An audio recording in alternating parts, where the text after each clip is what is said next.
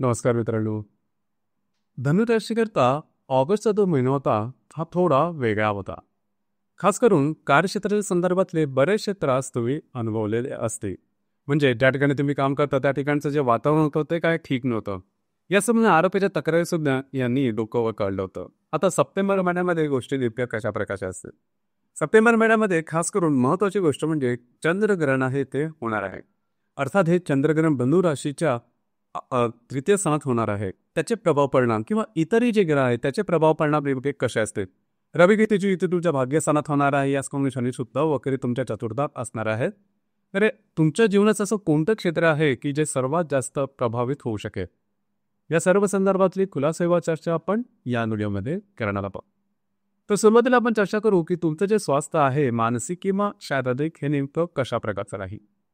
जसे की तुमच्या राशीचा जो स्वामी आहे गुरु जो की तुमच्या तृतीय स्थानामध्ये भ्रमण करतो आहे.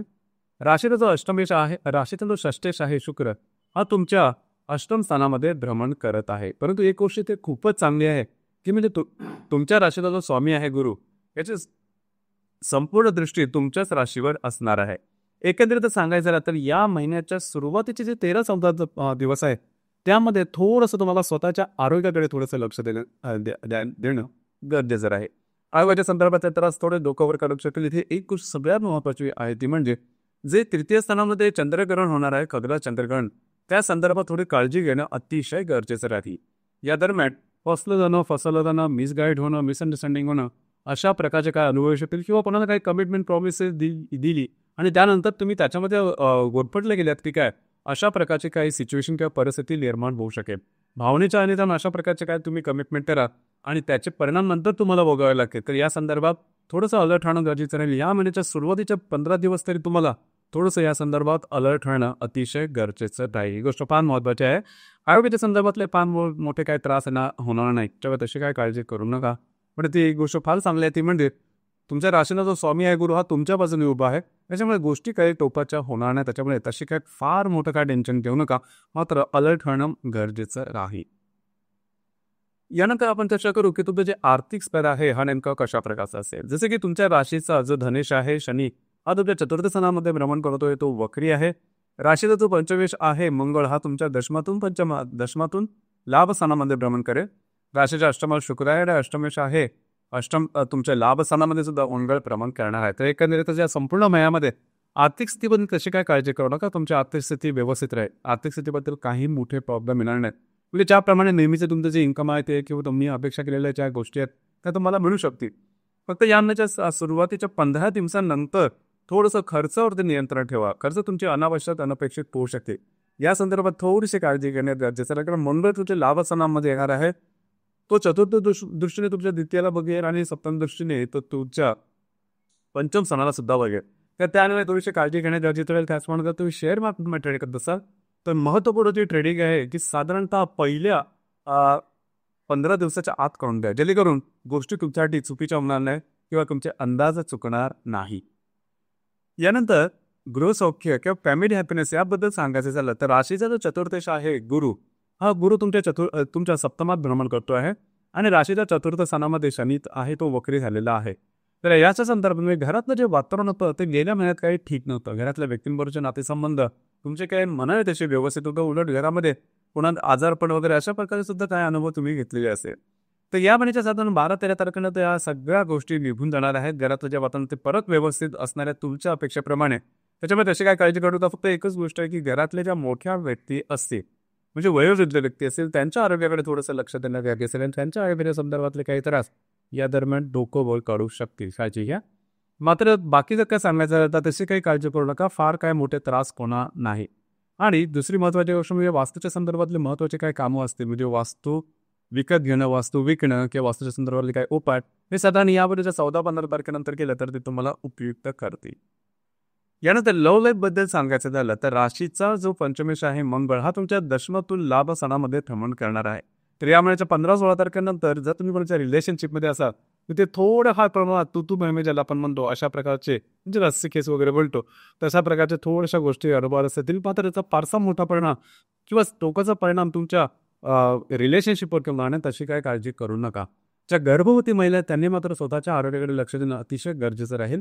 या संपूर्ण महिन्यामध्ये आरोग्याच्या संदर्भातली कुठलीही छोटी जरी तुम्हाला एखादा संकेत मिळाला किंवा लक्षण दिसलं तर लगेच डॉक्टर इलाज करणं गरजेचं राहील. कारण जो ग्रहण आहे हा ग्रहण हे जे ग्रहण असतं ते थोडं फसवं असतं.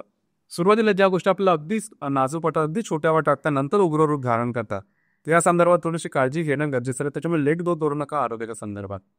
जे विद्यार्थी वर्ग आहे त्यांच्यासाठी मात्र जो संपूर्ण महिना आहे तो ठीकच राहील. मात्र तुम्हाला एफर्ट देणं गरजेचं आहे. जसं तुम्ही कष्ट कराल, जशी तुम्ही मेहनत कराल त्याप्रमाणे तुम्हाला त्याचं फळ नक्की मिळेल. यानंतर आपण चर्चा करू वैवाहिक जीवनाबद्दल. वैवाहिक जीवनाबद्दल सांगायचं झालं तर राशीचा जो सप्तमेश आहे बुध हा तुमच्या भाग्यस्थानामध्ये भ्रमण करतो आहे. 16 तारखेनंतर तुमच्या दशमा स्थानात भ्रमण करणाऱ्या राशीच्या सप्तम स्थानामध्ये गुरु सुद्धा विराजमान आहे. काय खास करून जर का तुम्ही विवाहित असाल तर वैवाहिक जोडीदारचे नातेसंबंध अतिशय सुव्यवस्थित राहते. तुमच्या दोघांमध्ये हार्मोनी खूप चांगल्या प्रकारचे दिसून येईल. वैवाहिक जोडीदाराबरोबर कुठे बाहेर फिरायला जाण्याचा योग समोर होतो. चांगला टाइम सुद्धा स्पेंड करू शका. तर एकंदरीत वैवाहिक जीवन हे या महिन्यामध्ये अतिशय सुमधुर अशा प्रकारचा दिसून येईल. यानंतर कार्यक्षेत्राच्या संदर्भात सांगायचं झालं तर राशीचा जो दशमेश आहे बुध हा तुमच्या भाग्यस्थानामधून दशम स्थानामध्ये भ्रमण करणार आहे. राशीच्या दशम स्थानात असणारा मंगळ हा 14 तारखेनंतर लाभ स्थानामध्ये जाणार आहे. साधारण जे तुमचं कार्यक्षेत्र आहे त्या संदर्भात तुम्ही अनुभव असेलच या संपूर्ण महिन्यामध्ये की ज्या ठिकाणी तुम्ही काम करता त्या ठिकाणी वरिष्ठ किंवा सहकर्मी आहे त्यांच्यावर थोडेसे गोष्टी बरोबर चाललेल्या नव्हतं. वादविवादाचे प्रकरण निर्माण झाले होते. बदलीच्या संदर्भात सुद्धा तुम्ही विचार करत होता किंवा कार्यक्रम सोबत नवीन काहीतरी करणं असा सुद्धा विचार थोडासा होता. काळजी करू नका. या महिन्यात 13-14 तारखेनंतर हे जे बऱ्याचशा गोष्टी आहेत की बरेचसे त्रास आहे हे कमी व्हायला लागते आणि तुम्ही एक प्रकारे शांत होऊन जाल. त्याच्यामुळे भावनेचार जाऊन लगेच ते सुटले मोठे निर्णय मात्र घेऊ नका. ही गोष्ट थोडी महत्त्वपूर्ण आहे.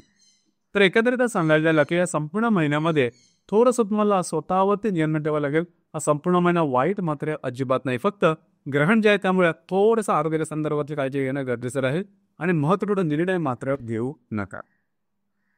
यानंतर आपण चर्चा करू ग्रहयोग आणि त्याचे जे प्रभाव पडण्यापासून नेमके कशा प्रकारचे होते. जसं की दिनांक 10 तारखेला रवी आणि केतूची जी युती आहे तुमच्या भाग्यस्थानात होणार आहे. एकाती ही जी युती आहे ही शुभफलदायक आहे. खास करून जर का तुम्ही धार्मिक किंवा आध्यात्मिक मार्गामधले असाल तर तुम्हाला तत्संबंधी काय चांगले अनुभव किंवा आध्यात्मिक अनुभव सुद्धा मिळण्याची शक्यता या महिन्यामध्ये जबरदस्त आहे. मात्र त्या दरम्यान नवीन कुठल्या कामाची सुरुवात करू नका. या संपूर्ण महिन्यामध्ये ही गोष्ट मात्र प्रकर्षाने जाणेल की थोडंसं सांसारिक गोष्टीमधून तुमचं लक्ष हे धार्मिक किंवा आध्यात्मिक गोष्टीकडे थोडंसं जास्त लागेल. यानंतर दिनांक 11 तारखेला बुध आणि केतूची सुद्धा युती होणार आहे तुमच्या भाग्यस्थानामध्ये. आता इथे सुद्धा थोडासा धार्मिक आध्यात्मिक जो भाव आहे हा तुमच्यातला जागृत होईल. आता तुमच्या राशीमध्ये हा भाव असतोच परंतु तुम्ही कधी दाखवत नाही. या महिन्यामध्ये थोडंसं तुम्हाला त्याच्या संदर्भातले काय अनुभव सुद्धा मिळू शकतील. याच महिन्यात दिनांक 13 तारखेला रवी आणि बुधाची युती होणार आहे तुमच्या भाग्यस्थानात. या दरम्यान वैवाहिक जोडीदारामध्ये बाहेर करताना चांगला टाइमिंग स्पेंड करणं, महत्त्वपूर्ण कामं हाती घेणं ते पूर्ण सुद्धा करून दाखवणं अशा प्रकारचे अनुभव काही तुम्हाला 13 तारखेच्या आसपास नक्की मिळते. याच महिन्यात दिनांक 17 तारखेला शनी आणि बुधाचा प्रतियोग होणार आहे. शनी जो की तुमच्या चतुर्थात भ्रमण करतो, वक्री आणि जो बुध तुमच्या दशमात भ्रमण करतोय. दोघांचा जो प्रतियोग आहे हा प्रतियोग साधारणतः जे काय तुमचं कार्यक्षेत्र असेल त्या संदर्भात थोडीशी काळजी घेणं गरजेचं राहील. कागदोपत्री व्यवहार या संदर्भाने बुध आणि नेतृत्वची जी युती आहे ती सुद्धा लगेच 18 तारखेला होणार आहे. या संदर्भात काळजी घ्या. 17 आणि 18 तारखेला कागदोपत्री व्यवहारापासून थोडंसं लांब राहणं गरजेचं राहील. ज्या ठिकाणी तुम्ही काम करता त्या ठिकाणी तुमच्या डेझिग्नेशनपेक्षा थोडंसं खाली काम करणारे जे व्यक्ती आहे त्यांच्याकडून ऑफिस पॉलिटिक्स सारख्या काही गोष्टी अनुभवासाठी तुमच्या विरुद्ध आलेल्या होती आणि ते तुम्हाला समजतील सुद्धा. त्या संदर्भात थोडंसं तुम्हाला अलर्ट राहणं गरजेचं राहील. याचप्रमाणे दिनांक 19 तारखेला रवी आणि बुध आणि हर्षलचा त्रिकोण योग होणार आहे. बुध जो की तुमच्या दशमान भ्रमण करतो आणि जो हर्षल षष्ठात आहे. दोघांचा त्रिकोण योग उत्तम राहील. कार्यक्षेत्राच्या संदर्भात सोडून तर कल्पना तुमच्या समोर होते. काही चांगल्या आयडिया तुमच्या समोर येऊ शकेल. याचप्रमाणे काही चांगल्या ऑपॉर्च्युनिटी सुद्धा तुम्हाला लाभू शकतील की ज्या पॉझिटिव्ह असतील. याचमुळे दिनांक 23 तारखेला नेपच्यून आणि रवीचा प्रतियोग होणार आहे. या संदर्भात थोडीशी काळजी घेणं या प्रकारची आहे की तुमच्या इमेजला धक्का लागण्यासारखे प्रसंग या दरम्यान निर्माण होतील. तर काळजी घ्या. खास करून जर का तुम्ही पब्लिक पर्सनॅलिटी असाल तर असे अनुभव थोडे जास्त प्रमाणात येऊ शकतील. तर काळजी घ्या. यामध्ये सगळ्यात वाईट असा किंवा अशुभ फलदायी योग जो आहे तो म्हणजे ग्रहण. आता हे जे ग्रहण आहे ते तुमच्या तृतीयात होणार आहे. चंद्रग्रहण खंग्रास.